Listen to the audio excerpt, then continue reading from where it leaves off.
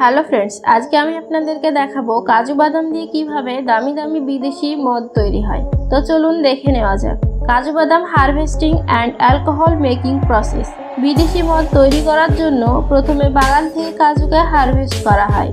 আর এই কাজু বাগান থেকে খুব সহজে সংগ্রহ করার জন্য একটা লাঠির ব্যবহার করা হয়, যে লাঠির সামনের দিকে একটা কাঁটা বা পেরেক লাগানো থাকে। এই কাজু চাষ করা হয় সাউথ ইন্ডিয়ার পাহাড়ি অঞ্চলে।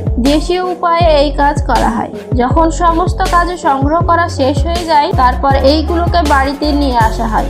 শুধু কাজুর উপরের অংশ মদ তৈরির জন্য ব্যবহার করা হয়, তাই উপরের অংশকে হাত দিয়ে ছাড়িয়ে নিয়ে আলাদা পাত্রে রাখা হয়। তারপর এগুলোকে শুকিয়ে কিভাবে কাজু তৈরি করা হয় সেটা পরে দেখব।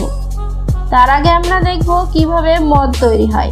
তারপর কাজুর উপরের অংশকে ছেঁচার জন্য কয়েকজন কর্মচারী থাকে। এই কাজ অনেক পরিশ্রমের। তাছাড়া কাজুর রস এমনিতেই খাওয়া যাবে, কিন্তু যেমন তালের রস অনেকদিন থাকার কারণে মদে পরিণত হয়, ঠিক তেমনই এই রসও অনেকদিন থাকার কারণে মদে পরিণত হয়। সব কাজু ফল ছেঁচা হয়ে গেলে এক জায়গায় গুছিয়ে সব রস বের করার জন্য রশি দিয়ে বেঁধে রাখা হয়। এই কাজে কোনো মেশিনের দরকার পড়ে না, শ্রমিকরা নিজ হাত দিয়েই এই কাজ করে। রশি বাঁধা শেষে এর উপর বড় বড় পাথর চাপিয়ে দেওয়া হয়, ফলে কয়েক ঘন্টার মধ্যে সব রস বের হয়ে যায়। তারপর এটাকে অন্য জায়গায় রেখে দেওয়া হয়, যাতে এটা পচে জৈবিক সার হিসেবে ব্যবহার করা হয়। এরপর সেই বের করে নেওয়া রসকে ভালোভাবে ছেঁকে নেওয়া হয়। তারপর শুরু হয় আসল পদ্ধতি।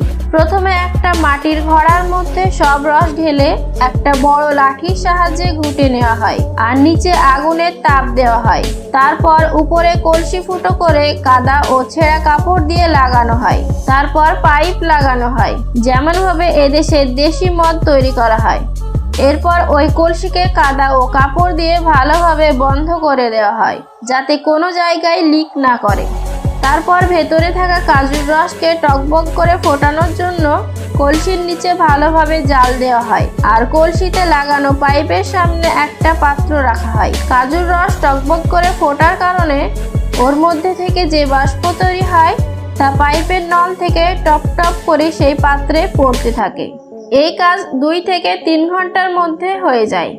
তারপর পাত্রে জমা হওয়া সেই লিকুইড থেকে 40 থেকে 45% অ্যালকোহল পাওয়া যায়, যা অনেক বেশি।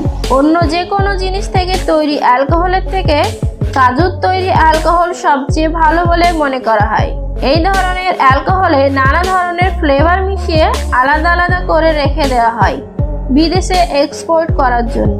এবার আমরা জানবো কাজু কিভাবে তৈরি হয়। ফল থেকে কাজুগুলোকে ছাড়ানোর পর রোদ্রে কয়েকদিন শুকোতে হয়, যাতে ওর উপরে থাকা শক্ত পর্দাটা ভালোভাবে শুকিয়ে যায়। এরপর এক ধরনের মেশিন ব্যবহার করা হয় এই খোল থেকে কাজুগুলোকে বের করার জন্য। এই মেশিনের কাজ প্রত্যেকটা খোল থেকে কাজুগুলোকে কেটে আলাদা করা। তারপর বাকি বেঁচে থাকা পদার্থগুলোকে হাত দিয়ে আলাদা করে নেওয়া হয়।